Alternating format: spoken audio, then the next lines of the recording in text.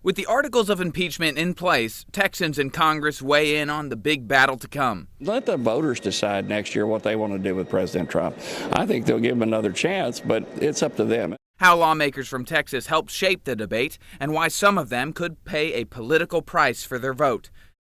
Campaigns are spending big money to send you custom advertisements that almost never get fact-checked. How your Facebook-linked email is making you a target. Why not use this seat and make it about people and delivering results for them? She represents millions of Texans in one of the largest cities in the country. Why, she says, the experience make her the best candidate to represent you in Washington. Hello, and thank you for joining us for State of Texas. I'm Phil Prazen. This week brought key moments in the battle over impeachment. Some Texans found themselves in the heat of the debate. In a marathon series of hearings, the House Judiciary Committee drafted articles of impeachment against President Trump. 5 Texans are on that committee. Their vote set the stage for bigger battles to come. Ms. Garcia? Aye. Ms. Garcia votes aye. Texans on the House Judiciary Committee joined the historic vote to pass articles of impeachment against President Trump. The results fell along party lines. Mr. Gomert? My vote is no. And I tell you what, someday there'll be a Democrat president and there'll be a Republican House, and I suspect they're going to remember it. Reach this conclusion after reviewing.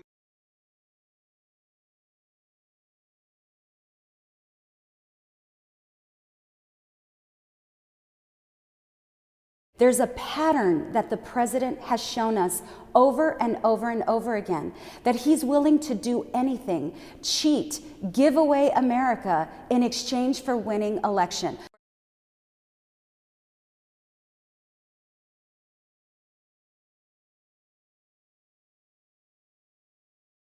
I believe he should be impeached. It's not really a whodunit. He's admitted what he did. It's been confirmed by a number of other individuals. Most of the members of the Texas delegation are Republicans and opposed to impeachment, and they say they're on the same page as the people who elected them. The American people are tired of impeachment. They're tired of the Democrats attacking a president. They want to see us get something done. They want us to work on prescription drug prices. They want to see us work on border security. They want to see us work on funding the government. So all this hyperpartisanship hopefully is going to go away starting today, and we'll start to get something done for the benefit of the American people. That's the next step. Get back to doing the work of the American people. This is a political exercise. It's being done for political theater. Democrats are now reeling because they don't have the evidence to prove the case that they're making. It'll be a party line vote in the House. I'm hopeful that some of the Democrats that are starting to take heat back home for wasting the time of the American people might see the light and do the right thing. But they'll send it over to the Senate, and I think we're going to see it unfold in the Senate exactly as we'd expect. Party line vote. Now, like Congressman Royce said, the votes have gone along party lines so far, but some Democrats in Congress might not support impeachment in the final vote, and some Texans are on the fence. Both Lidgy Panel Fletcher and Colin Allred represents toss-up districts. Both won narrow victories in 2018 for seats previously held by Republicans. Fletcher previously said she supported impeachment, but in recent weeks she said she has not yet made up her mind. Allred said Friday that he is committed to impeachment. Amid the impeachment debate Thursday, Allred attended a White House event hosted by the president on expanding child care and paid family leave. Allred is co-sponsoring legislation to give new parents more access to child tax credits. Still, the impeachment vote is expected to pass the House, but it's unlikely to get through the Senate. Majority Leader Mitch McConnell told Fox News Thursday night, quote, "There's no chance that the president will be convicted in the Senate." The shooting death of a Houston police sergeant is highlighting frustration over politics and gun laws. Christopher Brewer was shot and killed while responding to a domestic violence call. The crime has Houston's police chief forcefully calling out the 2 U.S. senators from Texas. Lucy Kavanaugh reports.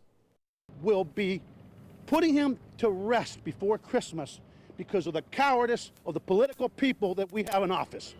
Fighting words from Houston Police Chief Art Acevedo and a blistering message to Republican lawmakers. So I don't want to see their little smug faces about how much they care about law enforcement when I'm burying a sergeant because they don't want to off the NRA. Make up your minds. Whose side are you on? Gun manufacturers, the gun lobby, or the children that are getting gunned down in this country every single day? Sergeant Chris Brewster was shot and killed while responding to a 911 call from a woman who said her boyfriend was armed and assaulting her. Arturo Solis was arrested and charged with capital murder. But Acevedo slammed GOP lawmakers for failing to reauthorize the Violence Against Women Act, which stalled in the Senate. One of the biggest reasons that the Senate and Mitch McConnell and John Cornyn and Ted Cruz and others are not getting into a room and having a conference committee with the House and getting the Violence Against Women's Act is because the NRA doesn't like the fact that we want to take firearms out of the hands of boyfriends that abuse their girlfriends. And who killed our sergeant? A boyfriend abusing his girlfriend. At issue, a provision known as the boyfriend loophole, which would prohibit dating partners convicted of domestic violence from possessing firearms. Texas Republican Senator John Cornyn said Acevedo was mistaken because existing laws should have kept a gun out of Arturo Solis' hands. I regret he took the occasion, the sad occasion of the officer's murder to try to make a political statement and was factually wrong. A sentiment echoed by Senator Ted Cruz, who accused the police chief of trying to advance his own political ambitions.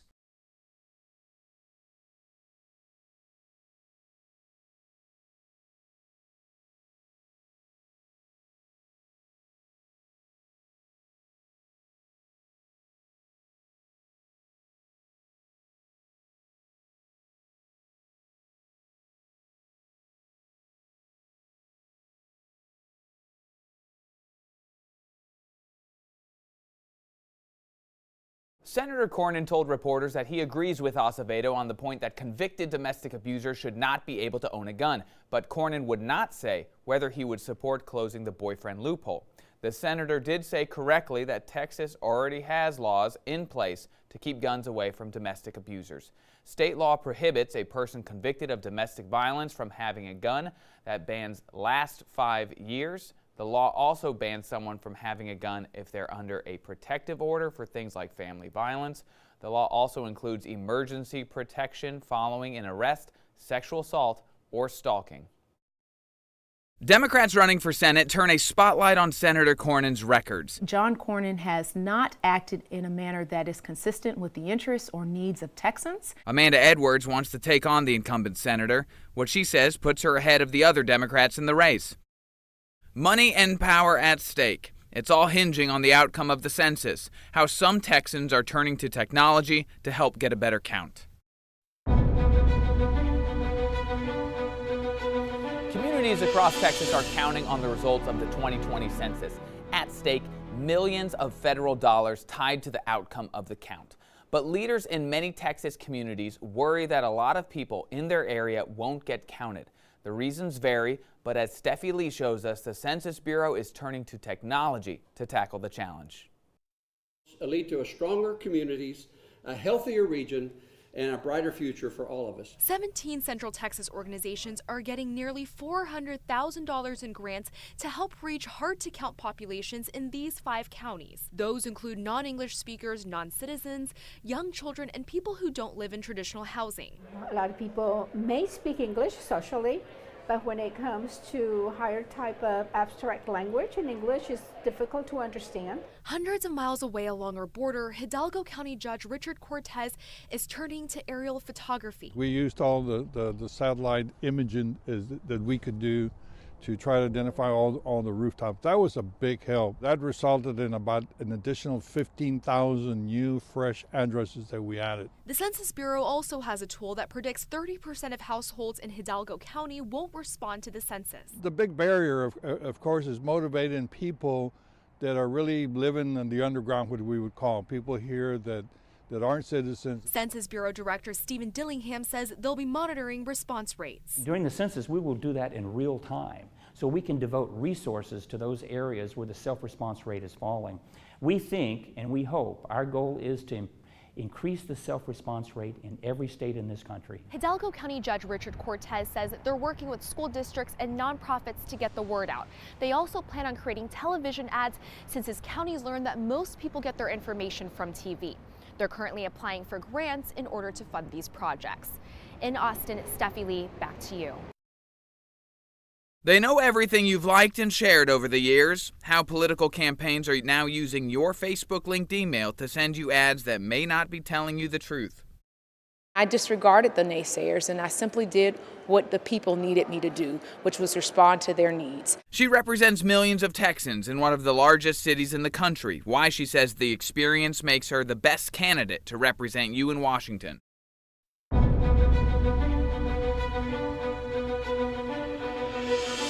We now have the complete list of candidates in the United States Senate race here in Texas. On the Republican side, it's a four-way race, but the clear favorite is incumbent Republican Senator John Cornyn. He's expected to easily win the primary. It's a different story for Democrats. They have 12 candidates in their Senate primary, and there's no clear favorite. But most of the attention is going to 5 candidates, and they're all clustered within 2 points at the top of the latest poll in the race. Joining us now is Amanda Edwards, a Democrat in the race for the United States Senate. Welcome. Thanks for joining us today. Thank you for having me on. So right now you're an at-large city council member from Houston. If somebody from Amarillo or El Paso says, okay, you know Houston well, but what are you going to do for the whole state in general? What would you say? Great question. I think this race has to be about all of the people of Texas. And so that's why we're taking great strides to move across the state, small markets, mid-sized markets, larger markets as well, but listening to what residents across the state of Texas really are concerned about, and then most importantly, focus on coming up with results and solutions that can address those challenges and opportunities. So what are some of those issues that are statewide and not just a Houston issue? Absolutely. People are concerned about access to health care coverage.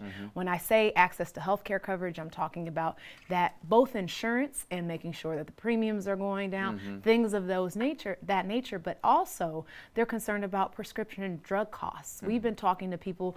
We even just did an interview in Lubbock of a woman who was rationing her prescription drugs as a result of the high costs of prescription drugs in our country. And so looking at ways in which we can have policy in place that actually makes a difference in people's lives. Economic opportunity is another big issue. Gun violence, issues relating also to higher ed and education as a whole. So one, I think a lot of people point to a problem with Texas and healthcare is just there's so many people who don't have insurance. I mean, a couple million. Why is that issue important to you, and then how do you fix it? That's a great question. When I was growing up, at about the age of 10, my dad was diagnosed with cancer. And although my dad did pass away when I was about 17 years old, along his journey, I asked a lot of questions that led me to understand what our healthcare system really feels like and looks like. And so I'd ask my dad questions about whether he was going to have access to coverage on his experimental treatments that he was receiving. And knowing at the end of the day, when I was asking the questions, what happens if they don't pay for this? And my dad would say things like, well, we'll have to try to figure it out. Ultimately, the question becomes, well, what happens if somebody can't figure it out?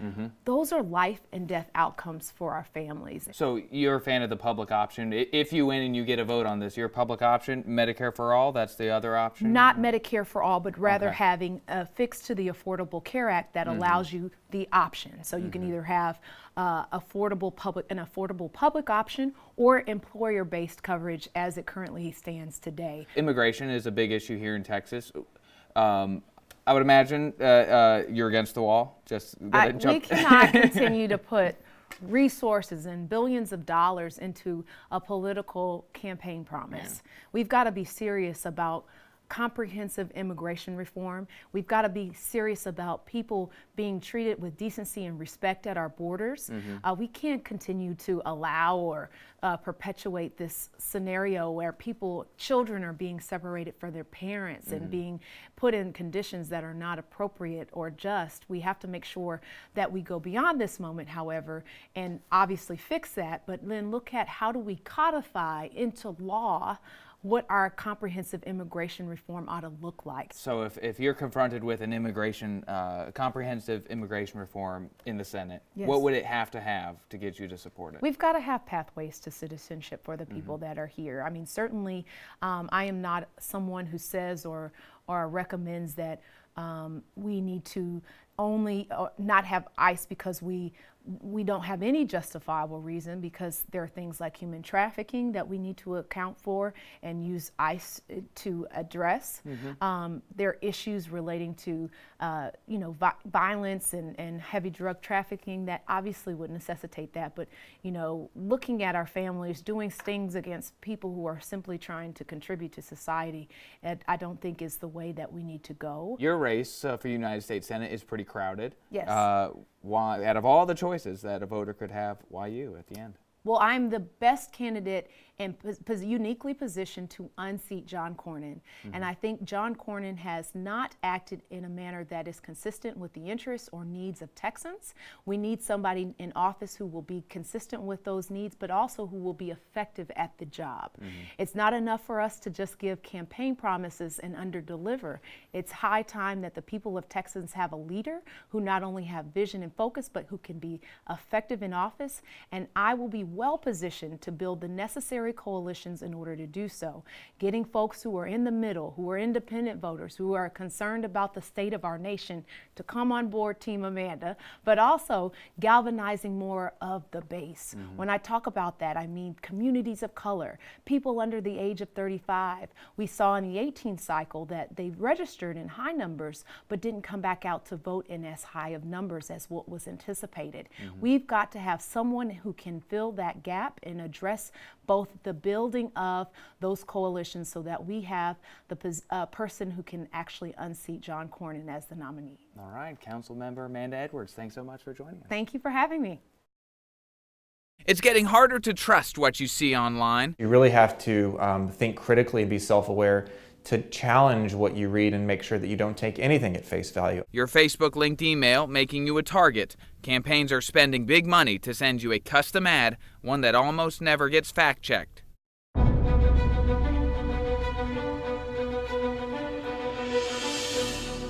Get ready for millions of dollars in political ads to be sent directly to you. You'll see them on Facebook and other online platforms. Getting them to you is a detailed and controversial process, and some of what you'll see could be far from the truth. You may have heard that Twitter will no longer run political ads, and Google announced it will no longer run many targeted ads or political messages specifically designed for you. Facebook is different. Its founder, Mark Zuckerberg, says restricting those is an infringement on free speech. Facebook also will not fact-check their ads, which critics worry will allow outright lies to sway votes. I wanted to know more about this process and met with a Texas political firm to find answers. This is like a 25-mile radius, which is pretty big. Julia Moore is a digital strategist for Steinhauser Strategies, a public relations and political consulting firm. And if she has your Facebook linked email, she can make an ad just for you. You can send that ad directly to that person. It doesn't have to be a page or a group on Facebook. Interesting. So emails are really the golden ticket for a lot of this stuff. Yeah, it can be. It really just depends on what you have on your Facebook. She can send client videos, posts, and profiles directly to you based on your city, zip code, or the pages you follow. So could you theoretically run an ad to target people who like The Great Gatsby as a book? Most of the time, yes. Is that you get the feedback instantaneously. So you can see when you post something from a candidate or a cause, whether people like it or dislike it. Co-founder of the company, Brendan Steinhauser, says that information helps them hone their message.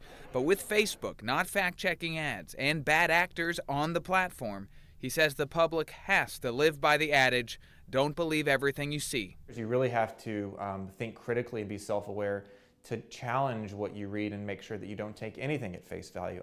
Take everything with a grain of salt and to be judicious and weigh all of the facts and all of the evidence that's out there and come to your own conclusions. So who is running these kinds of ads so far? The ad tracker Bully Pulpit Interactive shows spending in the race for president.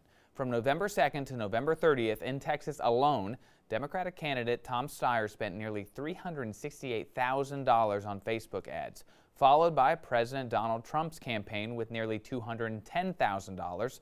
New Democratic candidate Michael Bloomberg spent $188,000 online. It's just the last 2 weeks of November. Elizabeth Warren, Pete Buttigieg, Bernie Sanders, and Joe Biden follow, but are spending much less money on Texas digital ads. Again, it's important to remember these ads do not have to be fact-checked. If you're like most people, you probably think you can easily tell the difference between what's true and what's a lie on social media, but don't get too confident. A study from the University of Texas found that people just aren't very good at detecting fake news headlines. It's not a partisan thing. It's happening regardless of whether people were Republicans or Democrats. Part of the problem is when you're using social media, your brain works differently. If you're not thinking very much about it, and that's the thing about social media, is we're in this hedonic mindset where we're passively pursuing entertainment. We're not even actively pursuing it.